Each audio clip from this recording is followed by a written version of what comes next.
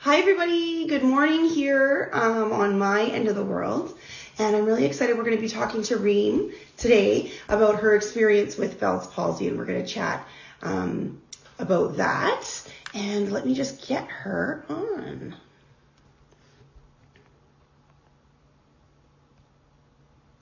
Here we go. There she is. I'm really excited. I was just telling my partner, Trevor, that it's so cool how we can do this this kind of thing. Reem's all the way from Lebanon. Hi. Hi, Barbie. Nice to see you. Can I'm so everybody sorry who's for listening for the early talk. Oh no, woke up I very know. early I do for it quite me. often early, because I like to talk to people from everywhere. I think it really, other than my voice hasn't woken up yet, but that's okay. I think it really brings together how we are all in it together, even from across the world. So I that's agree. really special to me. And thank you so Me much too. thank you so much to Megan, who's new on my team. She's joined me as my VA, coordinating interviews, and you're the first one she's coordinated. So thank you so much to Megan as well, if she's here joining us. Thank you, Megan. So she was telling me it's been about 6 years since you got Bell's palsy, right? Since 2012. Yes. Okay. So that's been, what's that, 9 years now? Wow. So why don't you 9 tell us a years. little bit about how that Okay, happened first to you? I'm gonna introduce myself. We do it usually. My name is Reem. I'm Lebanese. I'm from Lebanon, and I'm a film producer. And I was diagnosed with Bell's palsy in 2012. And I'm proudly a fighter and a survivor. First, a fighter because we're fighting every day with the diagnosis until today. So, and I was diagnosed suddenly with Bell's palsy. I just woke up the second day while I had a shoot. I was shooting a documentary, and I woke up in the morning having my routine. I was drinking coffee, and I started dripping the coffee all over me because I didn't know why. And this is how it Yeah, we've started. all been there. I saw myself. I was shocked. I saw myself in the mirror, and I was shocked. I didn't understand. I thought it was a stroke at first because this is the first thing you have in mind. And then I was admitted to the emergency where everyone told me that it's called Bell's palsy and it's temporary. That's what they told me at the beginning. And they actually gave me medication and treatment, not prednisone. They gave me something else. So I had a really, really slow recovery, unfortunately. I did seek other doctors after that, after a while, and they gave me the right medication. But they did diagnose me as a Bell's palsy, nerve breakdown, which I will recover probably up to 80%, but not fully. So I had to go through the treatment, through the electrical stimulation, the manual massage, and all for like 2 years, because I had to have treatment like 2 or 3 times after that, just to make it better. Just after the treatment of the prednisone, I had to take prednisone again the second year.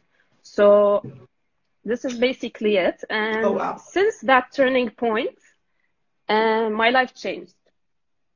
Everything changed. I saw some videos of you talking about people's pleaser. That's me. I'm one of them. So things changed totally. My life turned upside down. Decision-making changed. I had to improve a lot of things in my life. I had to give time for myself because I never give time for myself. I'm a workaholic. And that's it. Basically, that's, let's say that's the story cut short, because if you want to go into really, really details, it's a long story. So that's basically it. Yeah. And since then, I'm trying to to keep my exercises. I still do my massages from time to time if needed. And that's it. And I try to inspire others. That's what we do. So here we are. Yes. And that's when I met so you. Much for sharing. That's when you met me. That's right. Thank you so much for sharing. I think that, you and I had been chatting briefly, and I think that it's so important. And what I like to focus on is, people like us who've been through it, and it's been 6 or 7 years.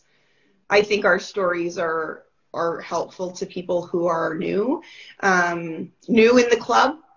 Unfortunately, not really a club you want to be in, but welcome. And exactly. It is important to remember that it's just one day at a time, like so many other things. We stick together. There's no magic answer. And I will tell you, like you said, every single person that I've talked to who has gotten Bell's palsy has been a people pleaser, someone who doesn't take enough time for themselves, doesn't necessarily speak up their voice about their needs and what they want. So since it happened to me in 2015, I've been doing a lot of work on myself, same as you in your world, saying, no, you have to take time for yourself, because if you don't, the universe is going to do it for you. Exactly. If you don't start taking time for yourself and relaxing and sleeping once in a while. You have to listen to your body. This is what I learned. Yeah. And, everybody says that. Oh, listen to your body, listen to your body, listen to body. And you're young and, it doesn't matter. And then the universe says, well, actually, you haven't listened to me. So I'm literally going to smack you upside of the head. Exactly. And lay you flat on your back for, I don't know about you. I was in bed for about 2 weeks straight. Because well, first of all, I was depressed because my face wasn't working, and I just, from virus and the medications, I took prednisone as well, and the antivirals. I'm very grateful that I did that. And, you just kind of learn that you have to take time for yourself. At the time I had my kids were like 6 or 7 and 5. So you don't take time for yourself, or you work hard, or you're working on your career. And if we don't listen to our bodies, then you're not going to be working very hard on it, exactly. for bed. Funny thing that you said that you got depressed for the first 2 weeks. I didn't get depressed at all, because, when they actually diagnosed it, they said that it was temporary. So they said after a month, you'll be fine. And I had actually one of my best friend's wedding in Egypt in that time, after like a week. And my face was like, I'm like, oh my God, how am I going to go? But you know what? I'm going to do it, because, I'm not paralyzed. I can walk. I can move. I can take the plane. Could be worse, yeah. And I can go. And I just did that. And I did that because I knew I was going to heal after a month. So this is why I didn't really live the depression period, because always in my mind, I knew that I was going to recover fully. But it didn't happen. I got the depression just after knowing that I was gonna heal slow, but they are not sure if I was gonna heal 100%. So that was the smack on the face. So this is when I got depressed for like a week, because I gave up. I didn't want to see any doctors anymore. And until I found a really, really good doctor who I love until this day. And I see him every other year for like 2 times for checkup. And he believed that because I was like 50% healed, he told me, Reem, you need to fight this. You can still heal until 80%, because my mouth was still here. Mm-hmm. So Yeah. And he told me, but you have to work with me because it's going to be hard. We have to admit you to the hospital so you can take a high dose of prednisone. And then we have to repeat the treatment again. And you have to bear with me and you have to be patient. And we had to go through the whole thing again. So we did. And thank God, I was recovered like 80 to 85%. I still have problems with my eyebrow. I still have problems with my mouth. But at least the tears and the pain was gone. So the depression period did hit me, but I chose, and this is why everyone needs to know that, you need to choose to fight. Because if you don't choose to fight, and if you don't choose to be in a good mood and go back to your routine and to your life, the recovery will be even slower. So this is why it's really important to actually give yourself some time. And I guess I had a good boss as well. It helped me a lot at work because I took off and I had to go to my electrical stimulation sessions. And I actually took some holidays, and I took the decision that I need to work less. So it helped. And friends and family, of course. It helps a lot. Support. Yeah. And I just love your approach. And actually, now that you, like, as you're saying your story, I had such a similar story as well. My younger cousin was getting married as well. And I was in the wedding. I was a bridesmaid. And I ended up not going. And for me, it was more of a self-care. I mean, they understood. Yeah. I can. Are you okay? Okay. Yeah, I'm fine. I think that's better. I'm back. All right. Yeah, so I don't know if you caught what I was saying, but my younger cousin was getting married, and it was across the country, and I was going to be a bridesmaid. And for me, I chose to not go, but it was because I was tired. I felt tired. And I didn't really so much, I still did all the things and went to my kids' soccer games and things like that. I did have I've had problems with depression my whole life. And typically I am a get up and go.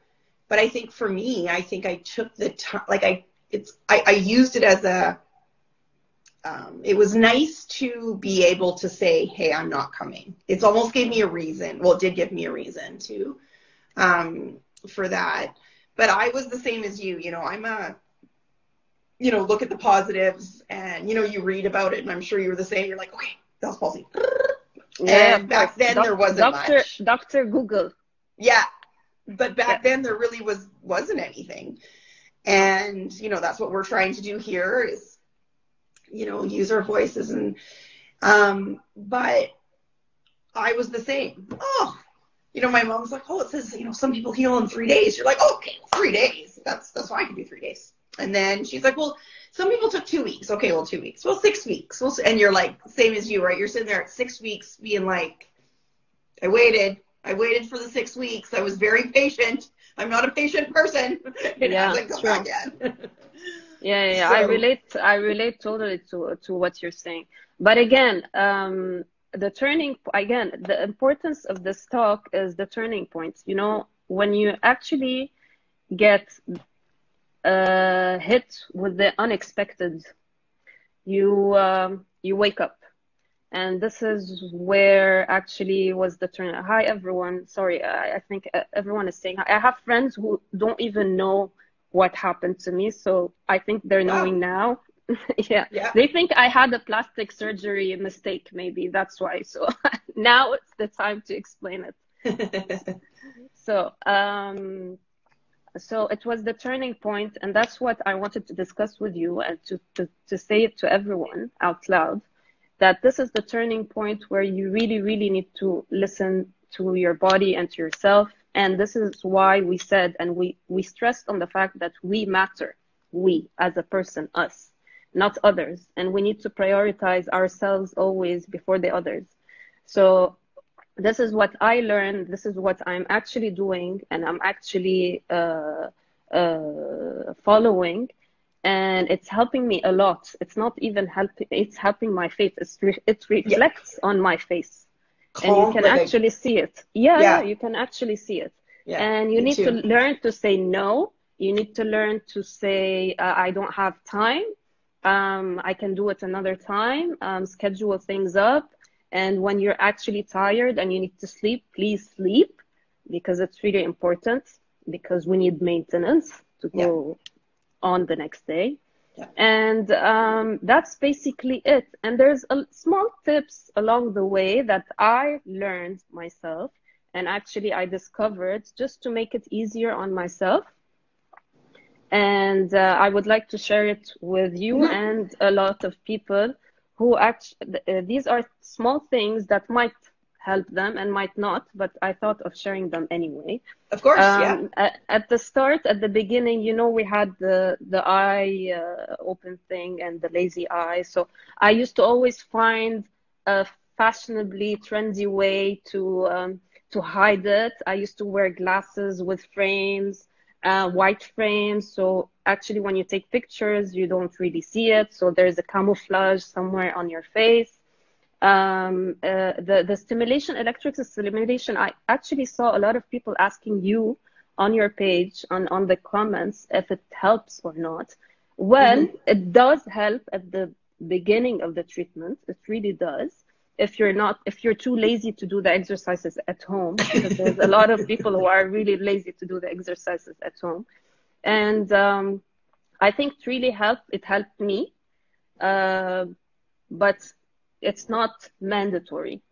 If your nerve is dead, it's dead. It's not gonna revive. So the exercises are just fine. You just don't need to do that.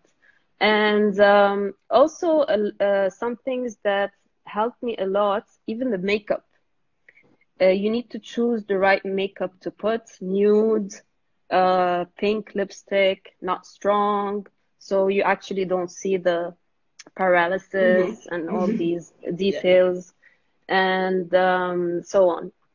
Another thing is what helped is facial yoga. I call it facial yoga. People call it facial exercise.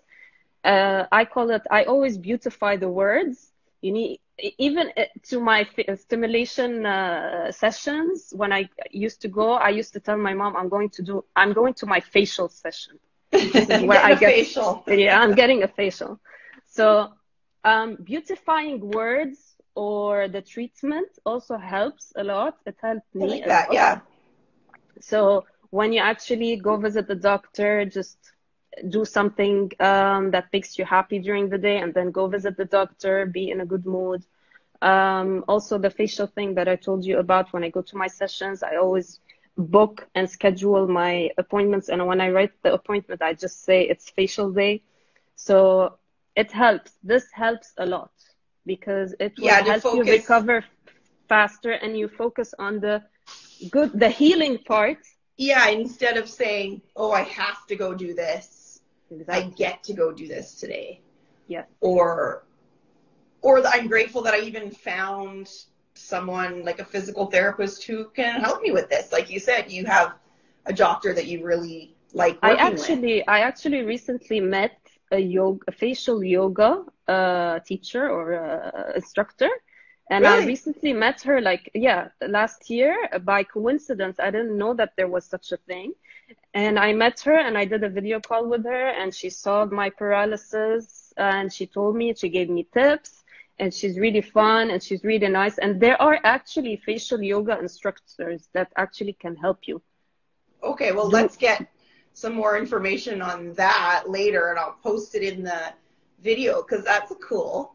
Yeah, that's really good. Do some facial yoga. I love that. Yeah, it's really, really relaxing. And what else? A lot of things along the way. That you get. Actually, the good things I did during that period is that, and I invested my, let's say, negative vibes into goodwill. You always need to find something that makes you happy. So what I did is that since 2012, 2013, I started some personal initiatives that I usually do every year, like 3 times a year where I organize donations and I help kids with cancer or help with food supply, because I know if I'm giving, I'm gonna feel good myself because I'm pleasing others, but this time I'm also pleasing myself. I'm just not just giving. Yes. That's the ticket, hey? Yeah, yeah, exactly. So goodwill, investing in goodwill helps a lot as well, because you see also the troubles of others and then you see that's nothing. We're good. Exactly. What we're going through is nothing. So this is basically it in general. But again, I do stress on the fact that we need to prioritize ourselves always. And I don't know if someone asked me a question. What was the lesson I learned? Yes. Yeah, that's one of my university friends. Hi, Nader. What was your biggest lesson, Reem? Yeah, I guess I explained it. I think it was the turning point of everything, all the decisions in my life, and prioritizing. That's the top. I needed to give time for myself, and which I am doing right now.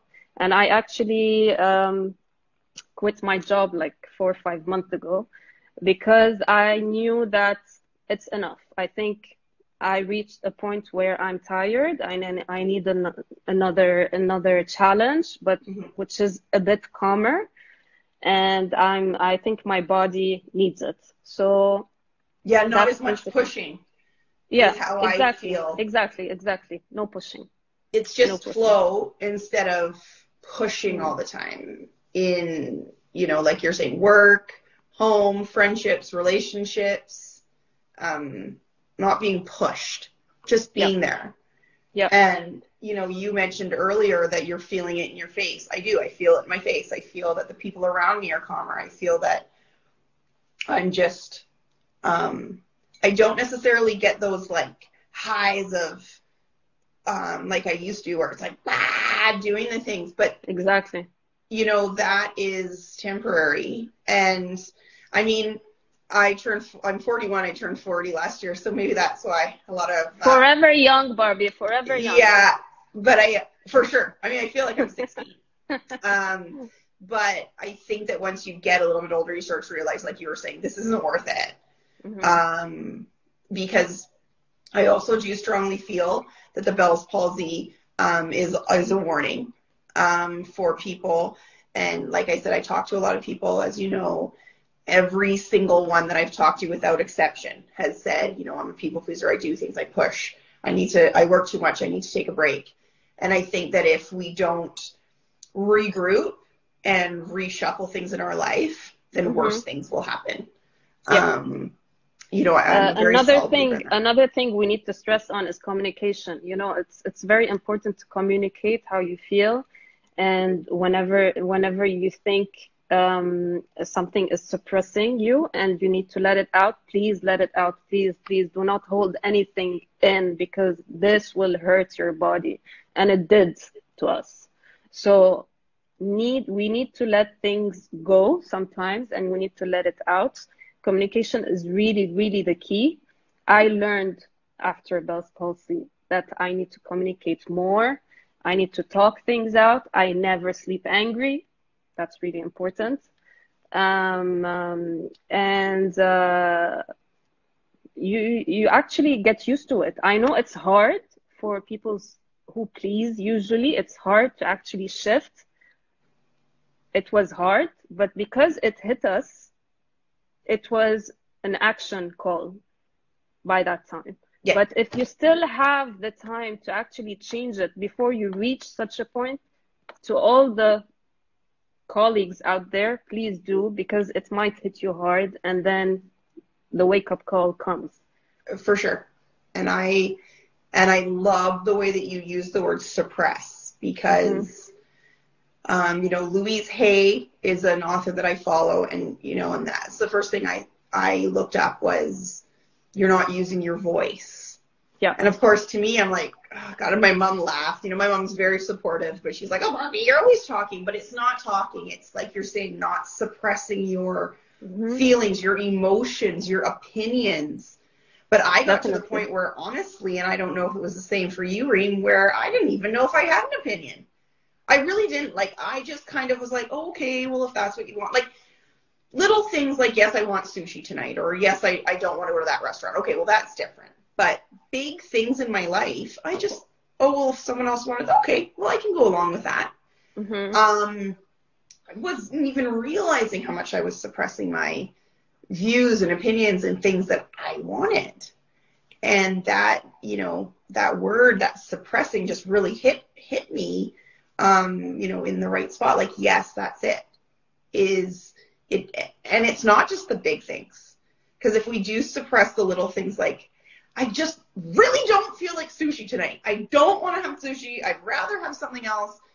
Those little tiny things build up and build up and build up and build up and build up. And one day you're going to just, you know, lose it. And if it's not Bell's palsy, it'll be something else. It'll be another disease or something in your body. And I would love to open up and see if there's any listeners right now that have any questions for Reem or I. I think that we could probably sit here and talk for about 3 more hours, but I think that would probably get boring for people. But I definitely want to have you on way more, because I think that what we should focus on is, you know, tips for self-care, talking about self-care. I didn't even know what self-care was. I'm sure you were the same. You get in the room with your therapist or whatever, and they say, oh, I had no clue. I was clueless. I get a pedicure. That's what that's what we normally say. Oh, I don't know. I go for a pedicure or a facial sometimes. Like, I didn't even know what self-care was, never mind what I was doing for it. So I think that would be really great for us to talk about. You know what's regularly. important is also to accept this, because, you know, I've read and I've heard a lot of women especially were suffering because they cannot really accept themselves as they are now, as how they used to be. You know, I still see it, of course, in the mirror. I see it, but it's a process, and I'm not saying it's easy. We're not saying it's easy. It's a process, and it's gonna take time. Just don't be hard on yourself. Just take it step by step, and you will actually find it coming together, just without even noticing it, and you will start accepting yourself. And I think we lost you a little bit there, so I'm just going to chat so we don't have dead space. But they will not notice. They will not notice what's wrong with your face if you are actually accepting it yourself. So this is also really important. Accepting this, which is we are still normal, because there's when you freeze, there's nothing, you don't see it. It's just when we talk or when we're tired or when we overwork ourselves, this is when we see it. And also there's another thing. I don't know if anyone has a question, because I didn't see if there's other questions. No, me neither. So just keep going. Okay. Plastic surgery. There's a lot of people who actually were asking about plastic surgery, or if fillers and Botox actually helps. Okay. I personally think it can help. It's not a major thing, because it will not change a lot. It will not fix it. But it's not going to fix it. Yeah. It might balance it, because I actually do Botox every once in a while, just to balance my eyebrows. And actually a small filler, you just need to have the right doctor. It's important to have the right doctor, so he can know exactly what he's doing and your diagnosis, and so he can know where to work. Yeah. Because he doesn't want to create more imbalance in your face. Exactly. More damage is not the key. So I do fillers. But I do it in specific areas where you can actually see it here.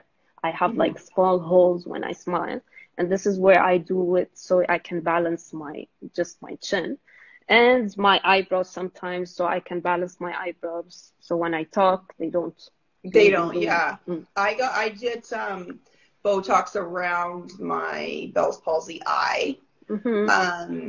And actually, I have it on my to-do list to go back and do it again because my eye gets very tired when I'm, but you know what? I wanted to interrupt and just say it's very interesting, and you hit it on the head too. Isn't it funny that our symptoms come out way more when we're tired or we're not rested? I find that my face gets very tense if I'm in a situation where I'm like, oh God, I'm going to have to, have an uncomfortable conversation or whatever.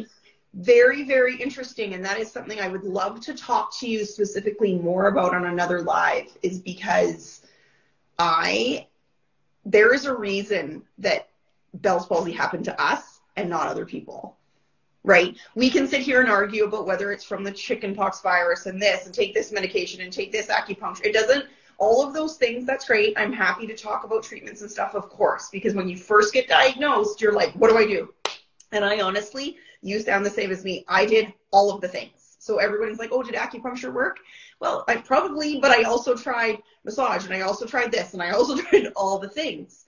But I would love to spend some time talking with you specifically about why we think that it happened to us and not the person sitting next to us.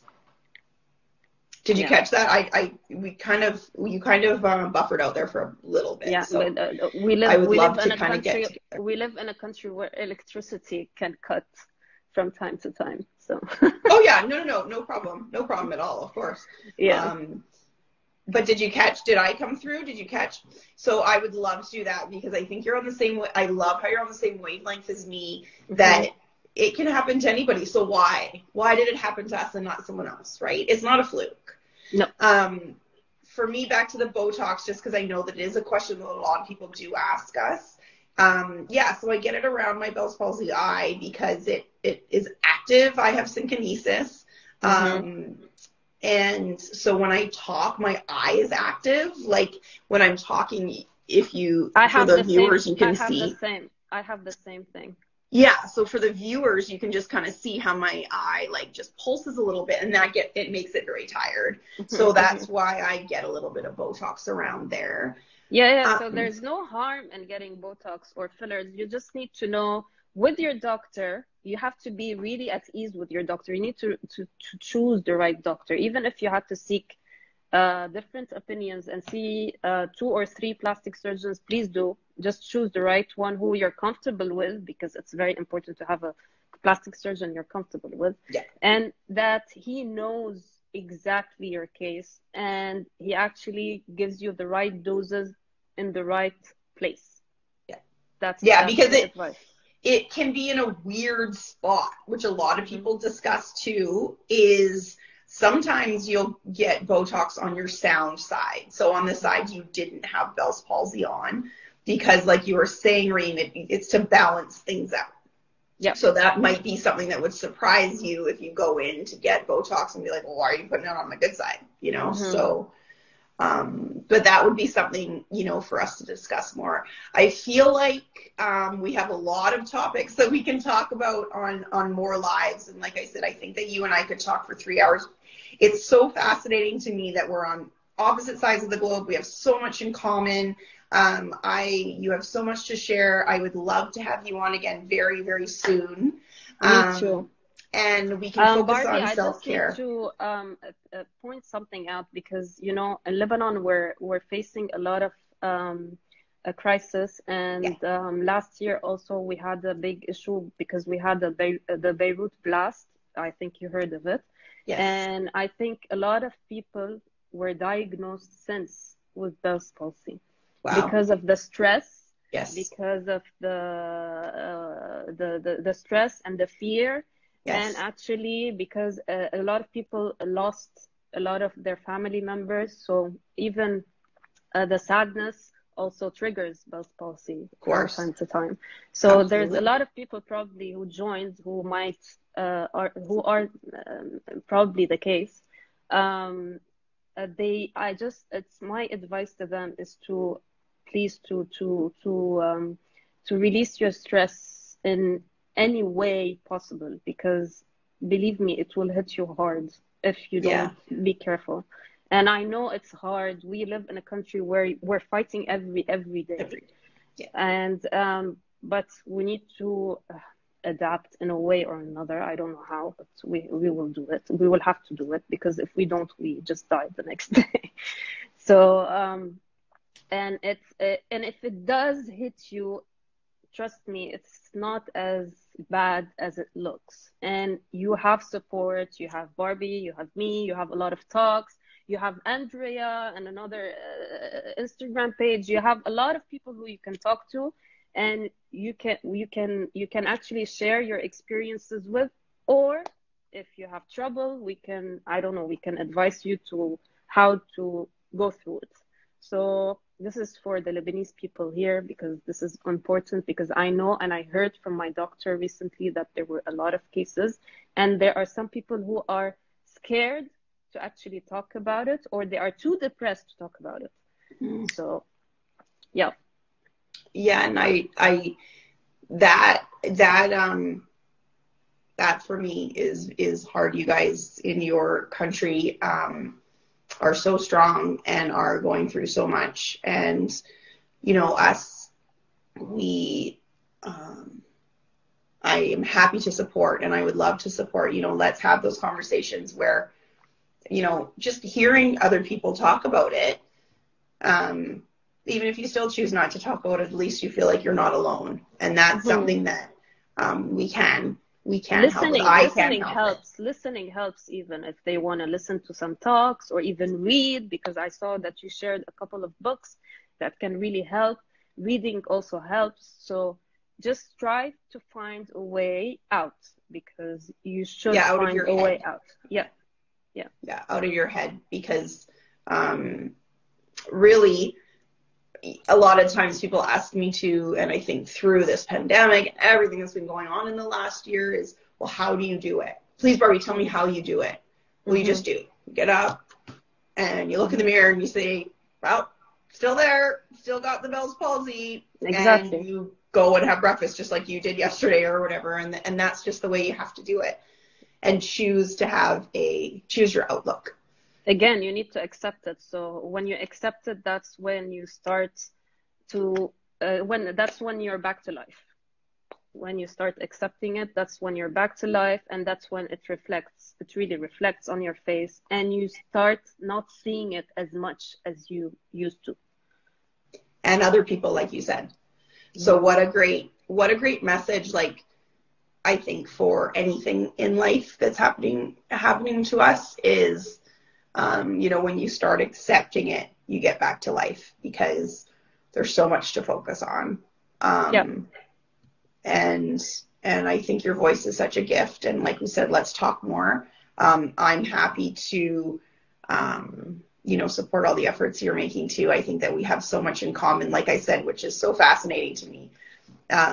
You know, and the internet and social media, of course, has a lot of downsides, but let me say it's so cool, and how we can connect and things like that. And I just love social media for that. I love the connection part. And I think that, like you're saying, using our voices to make sure that everyone knows they're not alone, and not just about Bell's palsy, but everything else as well. So thank you so much for joining me. And thanks, Barbie. So happy to have you as a new friend. And I'm happy to talk again anytime you want. And if there are any questions, actually, people who actually don't want to ask it on the live and they would love to ask to me personally, they can message me anytime. I'm happy to answer them. I'm not a medical person, so I'm just going to give you advice from my experience. So no medical stuff. Okay. Thank you so much, Barbie. It's you too. Thank you so much. We're going to do it again. We're going to focus on self-care. I'll get my new wonderful friend Megan to message, and we're going to set it up and talk and just feel supported and make sure everyone knows they're not alone. So thank you so much to everyone who joined us. Have a wonderful morning if you're on this end. Have a wonderful evening if you're on Reem's end, and we'll be in touch. Thank you so much. Bye. See you soon. Bye.